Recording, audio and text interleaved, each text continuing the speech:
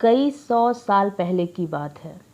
एक गांव में विवेकानंद नाम का एक बड़ा ही विद्वान ब्राह्मण रहा करता था। विवेकानंद बचपन से ही ब्रह्मचारी था, इसलिए उसका परिवार के नाम से कोई नहीं था। हाँ, उसका एक बचपन का मित्र सुरेश था। सुरेश जो विवेकानंद के गांव से 3-4 गांव दूर रहता था। जन्म से ही गूंगा और एक पैर से विकलांग था। एक बार विवेकानंद को जब मानसिक अशांति होने लगी तो उसने सोचा कि अपने बचपन के मित्र से मिलना चाहिए, जिससे उसे शांति मिलेगी। यही सोचकर विवेकानंद सुरेश के गांव की ओर निकल पड़ा।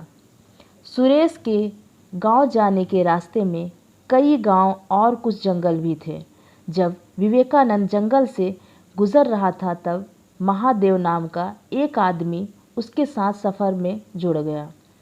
महादेव का साथ पाकर विवेकानंद को भी अच्छा लगा और उनके बीच बातचीत के दौरान सफ़र कटने लगा। चलते चलते जब पहला गांव आया तो महादेव ने विवेकानंद से कहा, तुम आगे बढ़ो, मेरा इस गांव में कुछ काम है, उसे ख़त्म करके मैं तुम्हें आगे मिलता हूँ। विवेकानंद ने धीरे धीरे अपना सफ़र जारी रखा। थोड़ी ही देर बाद उससे पता चला कि उस गांव में कोई फांसी लगाकर मर गया है। आगे महादेव फिर से उसके साथ सफ़र में जुड़ गया। दोनों फिर से आगे बढ़ते रहे। कुछ मील चलने के बाद फिर से एक गांव आया, जहां महादेव ने विवेकानंद से कहा कि मेरा इस गांव में कुछ काम है, मैं उसे पूरा करके तुम्हें आगे मिलता हूं।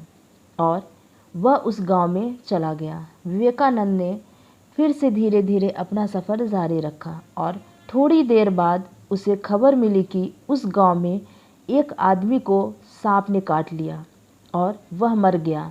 विवेकानंद सोच में पड़ गया कि यह कैसा अजीब इत्तेफाक है, जहाँ भी महादेव जाता है वहाँ कुछ बुरा हो जाता है।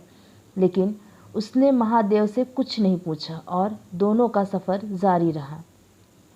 जब वह अगले गांव में पहुँचे तो महादेव ने फिर से वही कहा और इस बार उस गांव में आग लगने से कई लोग मारे गए। विवेकानंद ने महादेव से पूछा, तुम कौन हो और यह सब क्या हो रहा है? महादेव ने सच सच बता दिया कि वह यमराज का एक दूत है, जिसका काम ही लोगों की जान लेना। आगे की यात्रा के दौरान महादेव ने विवेकानंद को बताया कि जिस व्यक्ति से वह मिलने जा रहा है वह वही है जिसकी मृत्यु होने वाली है। यह जानकर विवेकानंद को दुख हुआ, लेकिन महादेव ने बताया कि उसके मित्र सुरेश की मृत्यु का कारण खुद विवेकानंद बनेगा। विवेकानंद ने सोचा कि अगर वह सुरेश से नहीं मिलेगा तो उसकी मृत्यु भी नहीं होगी, इसलिए उसने सुरेश के गांव न जाने का निर्णय लिया। लेकिन तब तक सुरेश वहां पहुंच चुका था, जहां विवेकानंद और महादेव बातें कर रहे थे और सुरेश अचानक गिर पड़ा और वहीं उसकी मृत्यु हो गई। विवेकानंद ने महादेव से पूछा, आपने कहा था कि उसकी मृत्यु का कारण मैं बनूंगा, लेकिन वहाँ तो मुझसे मिले बिना ही मर गया, ऐसा कैसे हुआ? महादेव ने जवाब दिया, वह तुम्हारा पीछा कर रहा था और थकान के कारण उसे दिल का दौरा पड़ा और वह मर गया।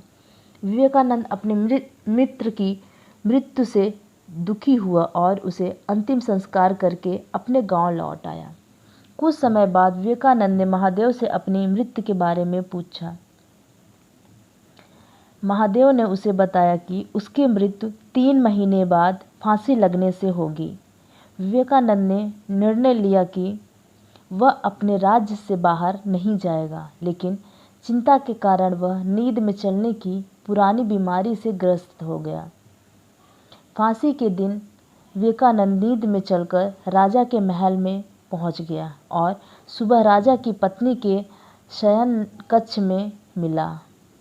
राजा ने उसे फांसी की सज़ा सुनाई और उसे एक पतली सूत की डोरी में फांसी दी गई। डोरी टूट गई, लेकिन उससे पहले विवेकानंद की गले की नस फट गई और वह मर गया। कहानी का संदेश, मृत्यु अटल है, लेकिन हमें वर्तमान में जीना चाहिए और अपने जीवन का पूर्ण आनंद लेना चाहिए। दोस्तों, कहानी पसंद आई हो तो एक लाइक और अपने दोस्तों से शेयर करना मत भूलना। रोज़ाना ऐसे ही कहानियों के लिए इस चैनल को सब्सक्राइब करें। धन्यवाद।